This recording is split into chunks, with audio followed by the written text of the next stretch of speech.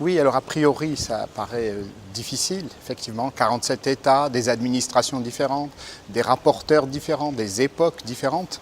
Mais on a eu quand même quelques éléments qui nous ont permis de structurer le rapport. D'abord, à partir de 2010, tous les rapports ont été réalisés selon les mêmes structures. Donc c'était plus facile d'aller voir, de comparer. Ça, c'est un premier point.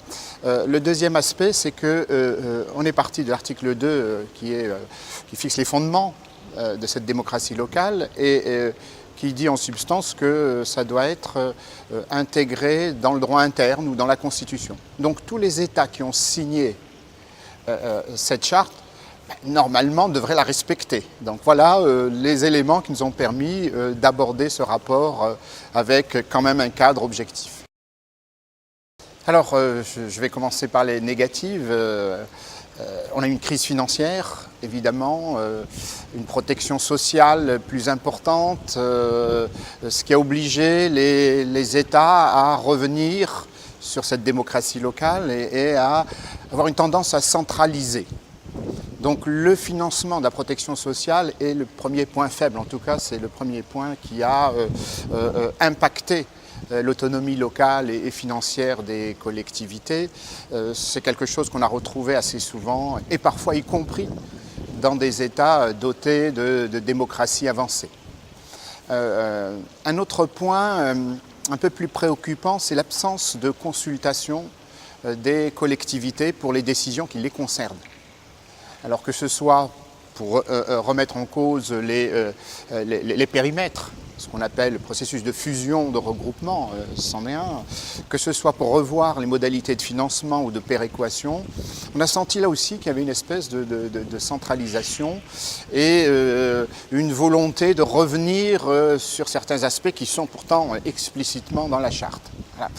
Alors, le côté positif, je voudrais le garder en même temps, c'est un peu, j'allais dire affectif, puisque mon co-rapporteur pour un monitoring en Norvège, c'est la seule fois où je citerai un pays, parce qu'on ne cite pas de pays, c'est pas l'état d'esprit, puisqu'on veut améliorer les choses, donc on n'est pas là pour juger des pays. Mais je cite la Norvège pour une raison très précise, c'est que Guillermo Pinto, qui avait eu cette idée, que les rapporteurs ont travaillé, m'avait accompagné en Norvège et nous avions demandé, dans la Norvège, un pays très démocratique, nous avions demandé à ce que l'article 2 soit dans la Constitution, c'est-à-dire que les principes de l'autonomie soient dans la Constitution.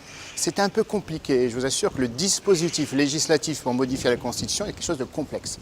Eh bien, on vient d'apprendre que ça a été intégré dans la Constitution norvégienne, ce qui me permet en même temps de rendre hommage à Guillermo Pinto qui est décédé récemment, mais en même temps au travail du Congrès qui montre qu'on peut aussi arriver à faire progresser, à améliorer la démocratie locale. Alors, je viens d'évoquer l'aspect positif pour la Norvège, malheureusement ce n'est pas le cas d'autres pays et c'est une tendance. C'est d'ailleurs un point que je souligne dans le rapport